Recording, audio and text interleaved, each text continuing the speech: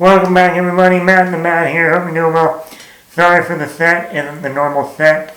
I'm in the middle of trying to work on my Halloween specials. So I'm trying to get the set right for that before we hit October. And I want to have some Halloween specials out that first week of October. So give me a break for that. But hey, you got Batman, you got Bane, you got the Joker somewhere, you got Ghostface. We're in good company. But this weekend we had a new Netflix original movie. This one stars Miranda Cosgrove called The Wrong Paris.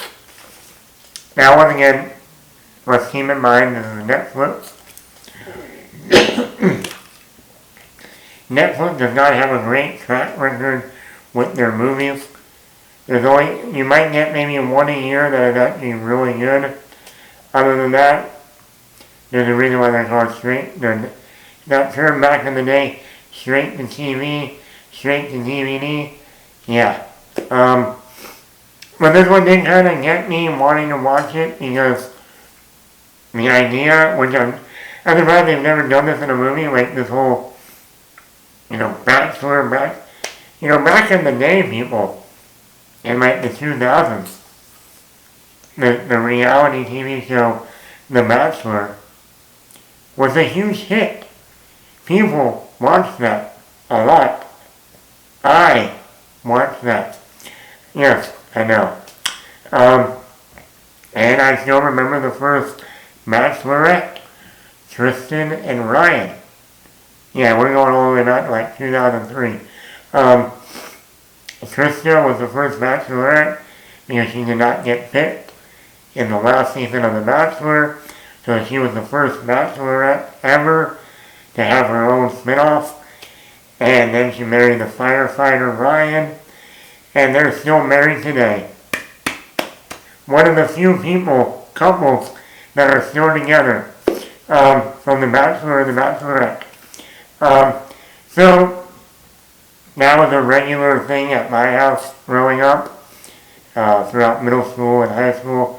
Normally would either come on, normally what they would do is they have the show on a Tuesday, and then Wednesday they would sometimes have the elimination round, or hour-long elimination, or a two-parter, which would then coincide with Smallville, and I'd be like, no, we're going to watch Smallville, or it would happen right after Smallville, so when Smallville would end and it would want to be coming up next week, my mom would be like, okay, can't get to The Bachelor, like, Smallville, not over yet. But that was a good back and forth on that one. So I grew up watching The Bachelor, so to me, seeing that idea in a movie, I'm surprised they've never done that in a movie before. Like having reality Bachelor, Bachelorette, I want to see how they pull this one off. So let's get into it. Positive. Miranda Cosgrove. I was a little bit hesitant when they said that Miranda Cosgrove was in a new Netflix movie, because the last one she did, like earlier last year, in 2024, what was it with Brooke Shields, Chad Michael Murray, and Benjamin Bratt, I thought was horrible. And I thought she did a horrible job acting in that movie. Now, I'm not a huge Miranda Cosgrove fan. I never watched her Disney Channel show.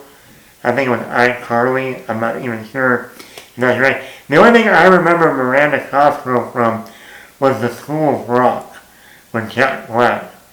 She was the one that was all the smart one. Kind of like the smart ass in a way. In that movie 21 years ago. But here she does I actually liked her in this movie. She felt like she was actually acting. But not only just acting, but she was acting like natural. Like a natural way about her. That felt authentic. That felt real. Like in the last movie I thought, is she just a horrible actress? Or is she just faking it this whole time? But here I thought she did a better job. I think some of that had to do with the chemistry with the actual actor that plays the Bachelor in this movie. Pearson Food. I thought they had great chemistry. The humor, the movie has humor throughout. Also the romance part, which you better have with this type of concept of, The Bachelor. And I like the reality TV angle. If you ever watch The Bachelor or The Bachelorette, you may have those moments here. The group date. You got the one-on-one date. You got, if you win this contest, you get a one-on-one with The Bachelor or The Bachelorette. Or, instead of this is, as Chris Harrison would say, we would come out when it comes to that final rose. Ladies, or gentlemen, this is the final rose tonight. But here we get, instead of the rose, it was the hoof, or whatever they call it, the spear, I don't know. So you get those moments, like, like in the one-on-ones, even though for this movie, they didn't do the overnight stay. What happened to the overnight stay? Netflix? No overnight? No, the suite? No suite? No overnight stay? We're not doing that? Okay. But like I said, if you watch the show, you would always have that weird one. You would always have that one girl that's crazy, or that guy that's crazy. Like, okay, we know who the crazy one is. We know who the, maybe has a chance, maybe not. We know who the one is, the token, whatever. And here they have that. And for someone like that who watched The Bachelor growing up, I got a kick out of that stuff. Only 97 minutes, so it moves quickly. I like that. So, but some of my negatives, the editing. I don't know what it is with Netflix and the editor that they choose, but I don't get why we're having such quick cuts, like so quickly, you can't even tell what's going on. And the way they're editing these movies, I go, you choose that shot, why? And why do you do so many quick cuts in one shot? Like one small scene. Just keep the camera at one angle and let the scene breathe. So I don't get the editing especially in a movie like this. This is not an action movie. It's a romantic comedy. And then, like in this being a Netflix-produced movie, this is a movie that would speak to a whole generation of people if it was made not by Netflix. But I mean, there are certain things in this movie where, if this was made by a Universal, a Paramount, I don't know, 20th Century Fox, this could have been the next How to Lose a Guy in 10 Days. Because you're taking an idea, a concept that millions of people watched throughout the 2000s, and even still today, and now you put it in a movie. But if you made it like a PG-13 or something like a How to Lose a Guy, a Wedding Planner, where you have more production value, maybe even some better actors, and you actually had a true, and you use those tried and true concepts from the reality show itself, but then you brought it into the movie, but then it had a better quality film rather than a Netflix budget that, doesn't really, I like the idea of, they all thought they were going to Paris, France, but it's Paris, Texas. That was a funny concept. But I thought this movie could have been the next great romantic comedy.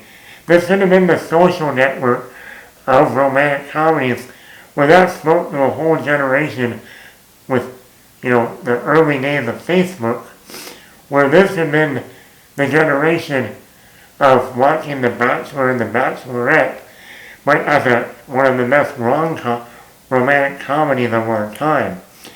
And it just doesn't hit that. And that's where I thought, this is not a bad, like, is it corny? Is it cheesy? Do you have the cliches? This is a romantic comedy at the end of the day. You know how it's going to end. But like all romantic comedies, it's how you get there. You know it's going to get there, but how does it get there? And the quality, and the acting, and the humor, and it just doesn't quite get there. And I think it could have, maybe with the right studio, with maybe a little bit better script, it should have been the next great romantic comedy that spoke to a whole generation that grew up watching The Bachelor and The Bachelorette. But, I think it's not bad, not horrible, but it could have been something. It could have been a contender. But let me know in the comments below, did you see The Wrong Paris? Did you grow up watching The Bachelor or The Bachelorette? Who was your favorite contestant? What's the other one? Aaron Palmer, who went on to be one of the hosts of NFL football or sports. I remember when he had his moment. But yeah, let me know in the comments below. Are you a fan of The Wrong Paris? Did you ever watch The Bachelor and The Bachelorette? Who was your favorite contestant? Let me know in the comments below. Matt the Matt. Hit that like button, hit that subscribe button, leave a comment.